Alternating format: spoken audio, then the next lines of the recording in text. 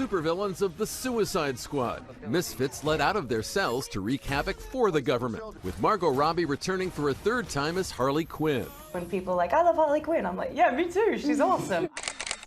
Now they're in the house for the R-rated romp from writer-director James Gunn, who did Guardians of the Galaxy. His films have a lot of heart and they have a lot of big spectacle and action, and they're really, really funny in a very bizarre way. There doesn't seem to be any incoming traffic.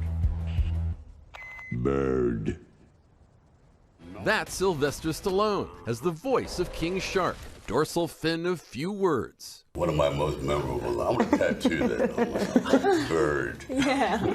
Actually, a rumbling stomach has more dialogue than I have. So, do you get paid by the syllable? No, but I like that. So, the less, the better. I find the more I talk, the more trouble I get into. Really. Plus, 18-year-old Storm Reid as the daughter of Idris Elba's Bloodsport. It was a challenge. He is so passionate about his work, and he pays attention to detail. So I actually felt like I was in a fight with my father. And WWE superstar John Cena as the ruthless peacemaker. Well, hold on.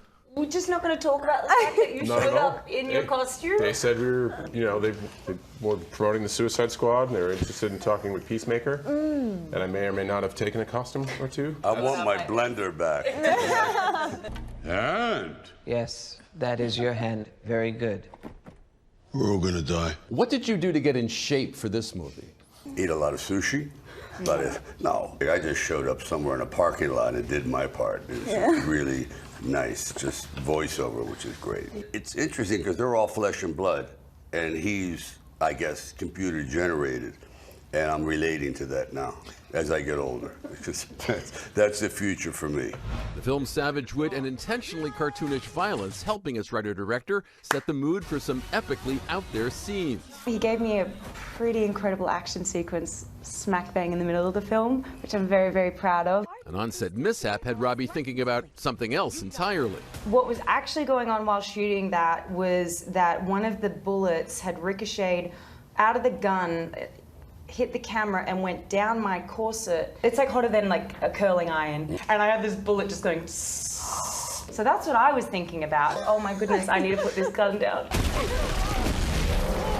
To see it, I was blown away. I think it goes back to what Miss Margot was saying with the movie having that intersection of, yes, it's a genre piece, yes, it's a superhero movie, but it also has that heart and that meaning and that message. I think that's what makes the Suicide Squad so entertaining, is because we want to root for flawed individuals to grow. And it doesn't fall off, ever.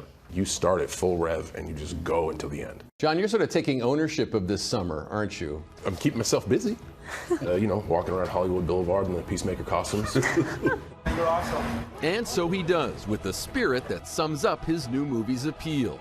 I think there's tremendous joy in life by not taking yourself too seriously. Man, I enjoy those moments.